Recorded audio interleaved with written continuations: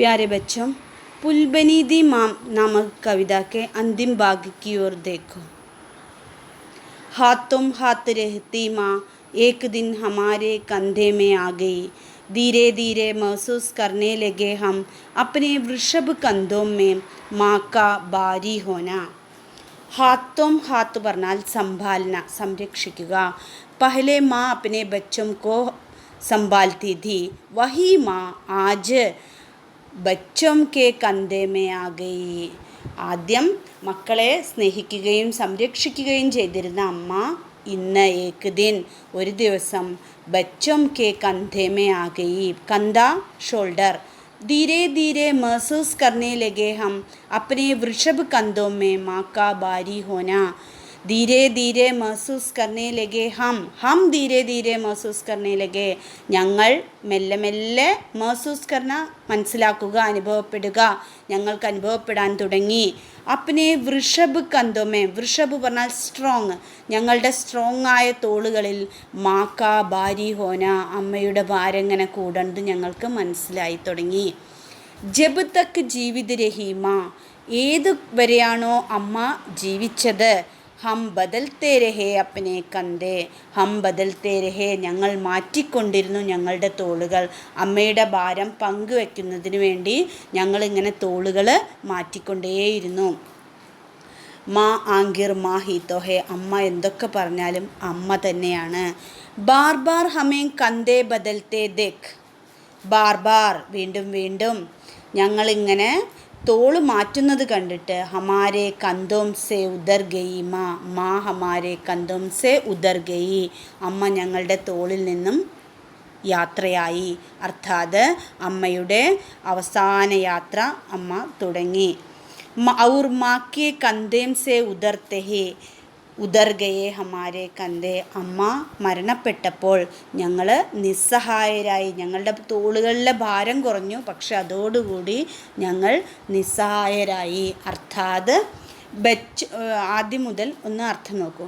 ബച്ചോം K പ്രതി പ്യാർ സെ രഹനെ Valley മാ, ഏക് ദിൻ ബച്ചോം കെ ആശ്രയ മേ ആ ഗയി. धीरे धीरे बच्चों के सशक्त कंधों में माँ का बोझ बन गई. बोझ ഭാരം, അമ്മ അങ്ങനെ ഒരു ഭാരമായി മക്കൾക്ക്. जब तक बूढ़ी माँ जीवित रही, बच्चे माँ की देख रेख की जिम्मेदारी एक दूसरे के कंधे पर डालते रहे. അമ്മ മരിക്കുന്നത് വരെ അമ്മയുടെ ഉത്തരവാദിത്തം നോക്കാനുള്ള ഉത്തരവാദിത്തം അവരിങ്ങനെ തോളുകളിൽ ഒരാൾ മറ്റൊരാൾക്ക് ഇങ്ങനെ മാറിക്കൊണ്ടിരുന്നു. सारी जिंदगी बच्चों के लिए जीने वाली माँ ബൂഡാപ്പേ മേ ബച്ചം കെ ലിയേ ബാർ ബൻ ഗയി.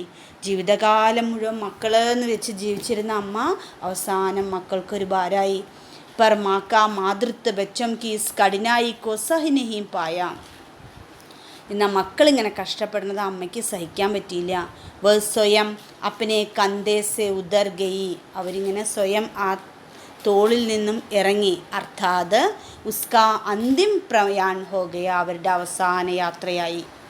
മാക്കെ അഭാവമേ ബച്ചെ ബേസഹാരെ ബൻ ഗയെ, കുട്ടികൾ നിസ്സഹായരായി.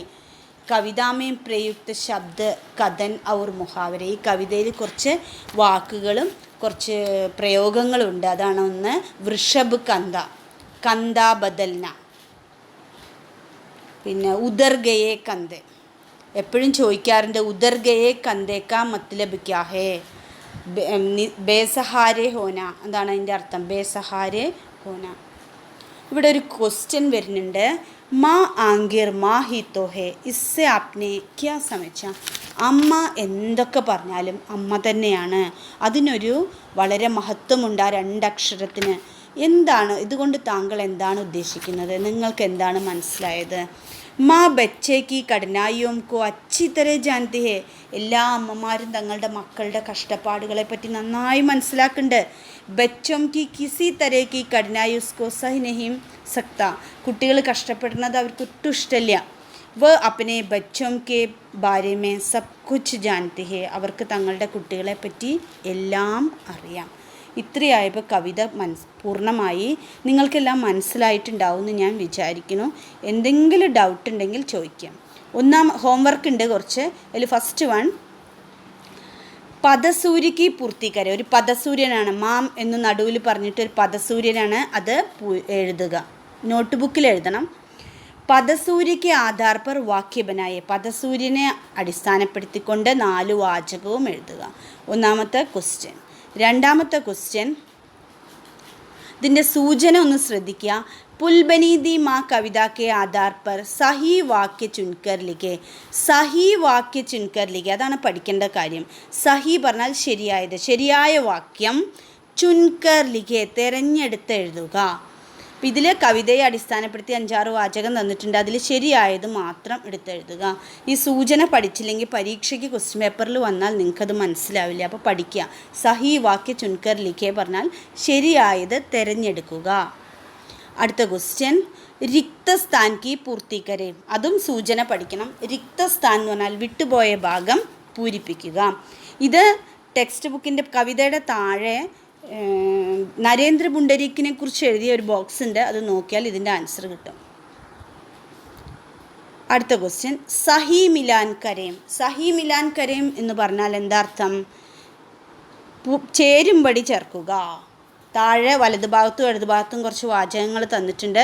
അതിൽ ശരിയായത് ചേരുംപടി ചേർക്കുക. ഇത് ടെക്സ്റ്റ് ബുക്കിലുള്ള ഒരു ക്വസ്റ്റ്യനാണ്. നിമ്നലിഖിത ആശയ കവിത കി കിൻ കിൻ പങ്ക്തിയോ മേ ഹേ. ഇതിലെ സൂചന നന്നായി ശ്രദ്ധിക്കണം. നിമ്നലിഖിത് പറഞ്ഞാൽ താഴെ തന്നിരിക്കുന്ന ആശയമുള്ള വരികൾ കവിതയിൽ എവിടെയെന്ന് കണ്ടുപിടിക്കുക. അടുത്ത ലാസ്റ്റ് ക്വസ്റ്റ്യൻ, इस कविता के आधार पर एक टिप्पणी लिखो अपने शब्दों में. സ്വന്തമായിട്ട് ആലോചിച്ചിട്ട് ഇത്രയും ആശയങ്ങൾ ഇവിടെ പറഞ്ഞുല്ലോ, ആശയങ്ങളൊക്കെ ചേർത്ത് വെച്ച് കൂട്ടി വെച്ച് എഴുതിയാൽ എന്തായി? കവിതയുടെ ഒരു ടിപ്പണിയായി. അപ്പോൾ കുട്ടികളെ, എല്ലാവർക്കും ക്ലാസ് മനസ്സിലായി എന്ന് വിചാരിക്കുന്നു. സംശയം എന്തെങ്കിലും ഉണ്ടെങ്കിൽ ചോദിക്കാം.